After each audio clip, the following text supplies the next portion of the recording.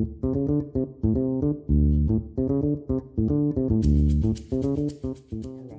Ellene Sana. I'm Executive Director of the Center for Migrant Advocacy, or CMA. CMA is an independent NGO based in the Philippines. We work for the rights of, for the promotion of the rights and welfare and dignity of our OFWs and members of their families.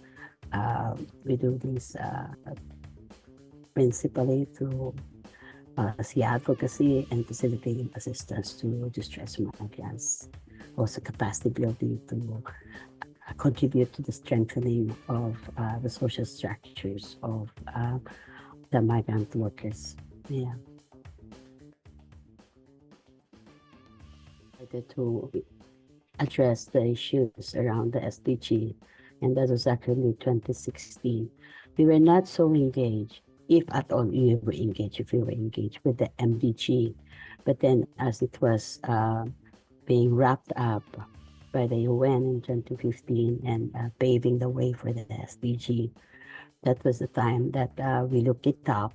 And one of the important features of the SDG that differentiated it from the MDG was the fact that there was explicit mention of migrant workers. And so that was the beginning of our interest to look into the SDG. And of course, cognizant of the fact that many governments, including ours, Philippine government, have committed to contributing to the realization of the SDGs by 2030. Of course, we can talk about that later on. So I think as migrant rights advocacy, we thought that this would be a good platform, especially in engaging with Philippine government. And so incidentally at that time, 2016, when we started to familiarize ourselves with the SDG, that was also the time that there was this special summit in the UN to also address the issue of the population on the move.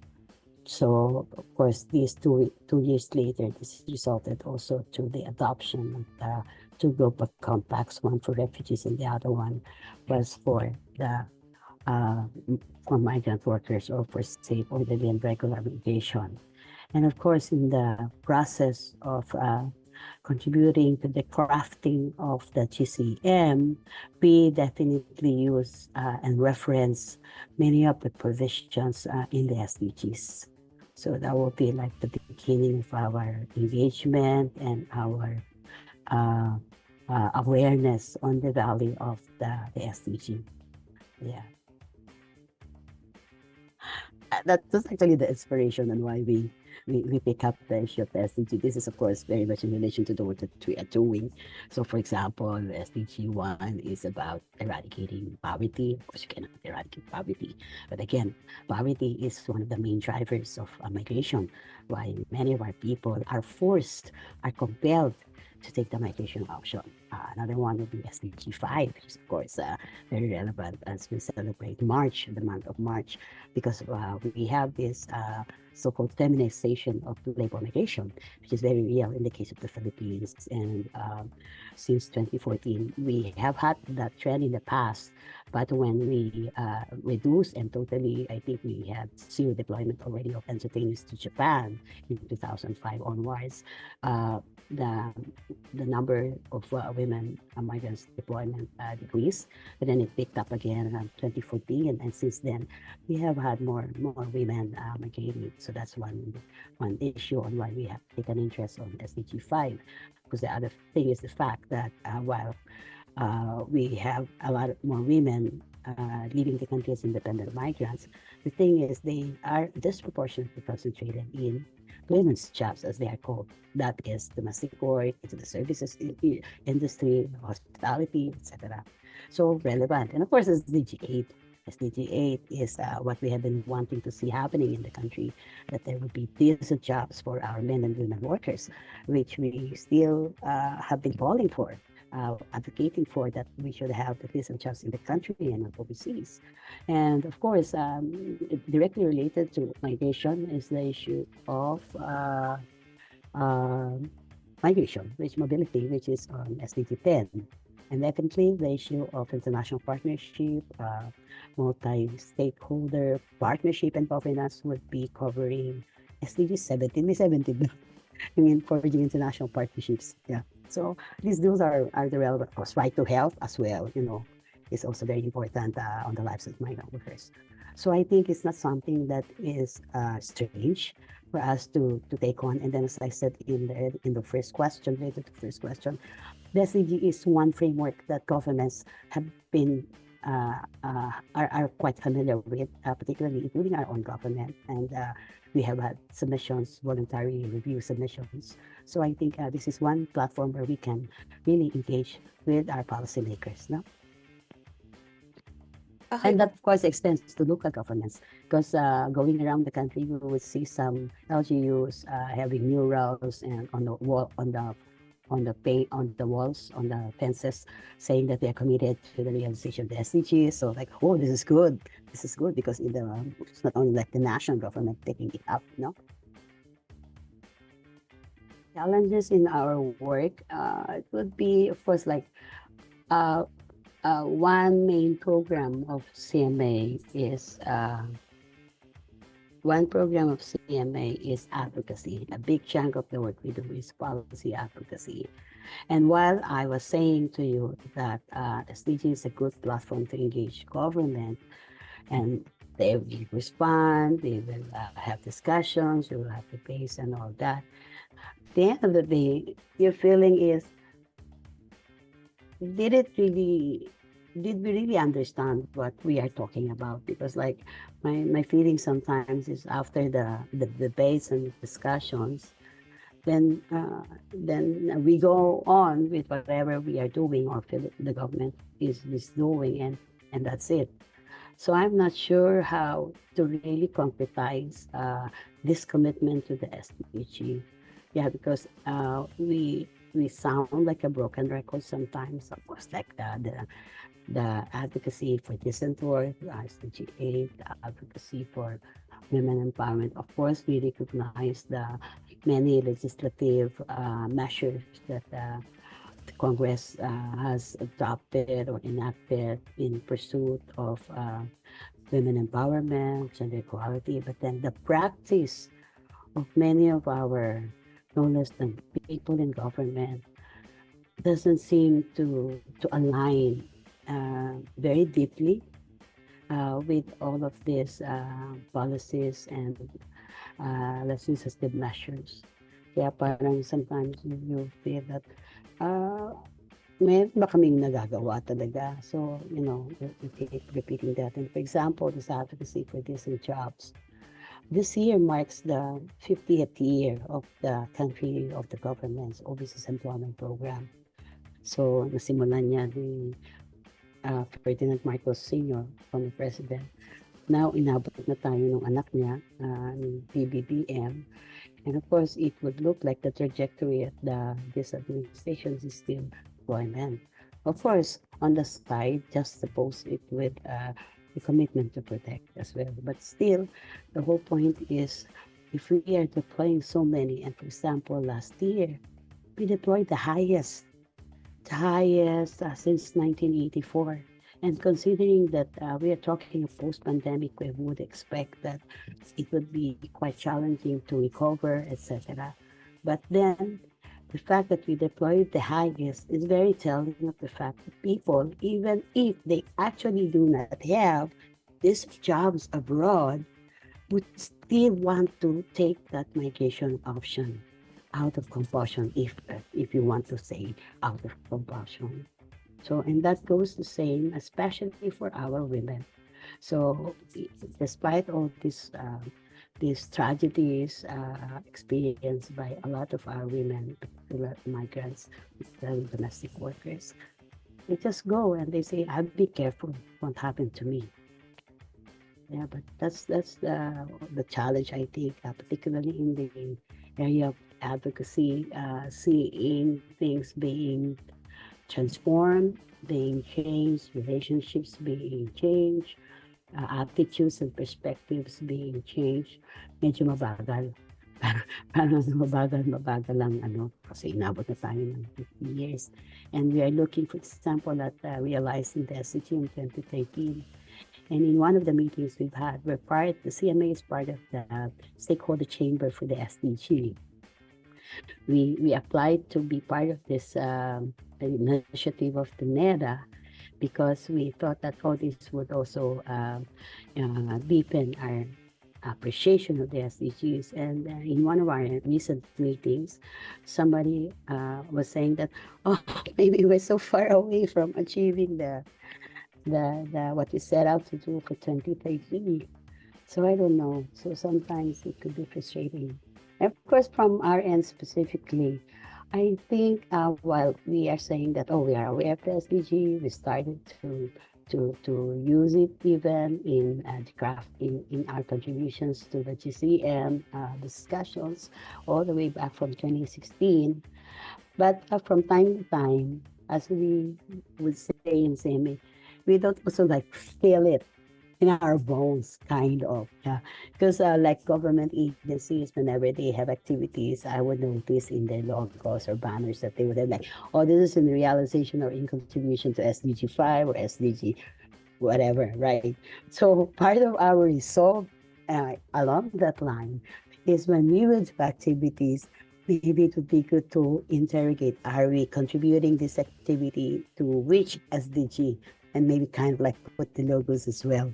So that would be like seriously part of the consciousness raising also in the CMA, so we can really be more holistic in and we know where all of these activities are leading to or contributing to. So yeah, I think because since 2011, for example, we started to engage with the local governments and of course also with community-based migrant organizations around the country. And we are bringing along the SDG. Of course, the national government should have the primary role to cascade, but not literally just to cascade, but I think more for the local governments as well to appreciate what this SDG commitment is all about. But I think we are trying to contribute along that line, not only to inform them, but to challenge the local governments on how they can really use the SDGs and of considering as well, again, this is in their relationship vis-a-vis the national government. They, of course, definitely they can leverage if they are also as committed on the SDG as the national government. So this is one arena, the engagement with the local governments. We partner, we have discussions, we put it on the table whenever we engage with LGUs, specifically in the framework of local migration governance. Of course, we always try also to relate the SDG agenda or objectives with those of for example, the Global Compact, and also, of course, on why we keep on saying decent work and how this is related to which SDG goal, etc. So stakeholders, definitely the non-state stakeholders that we work a lot with, NGOs, like-minded NGOs, trade unions, we also try to do that. The motivation is because this is the language, for example, that the governments, national, local governments know and are familiar with. So then we say, okay, let's talk on that level. But of course, at the end of the day, what really matters is the substance of what we're talking about. So I think it's quite important that we remain consistent. We've been calling and advocating for decent work, right to health, right to equality, for gender equality, women empowerment. All of this, like even without the SDG, we have been advocating for reforms, etc. But then you connect it with the SDG goals, specific goals, and then I think there is traction, especially if you are talking with governments. So in not only like our own government, but even governments of destination countries, of origin countries as well.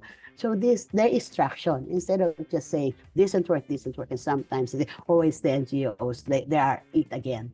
But then if you connect it to something that they can relate very clearly with SDG and later on the GCM, then you are on the same plane. You're on the same plane. And I think this is where our the partners of CMA, the other migrant rights advocates are able to leverage on, yeah, both here in the country and overseas as well.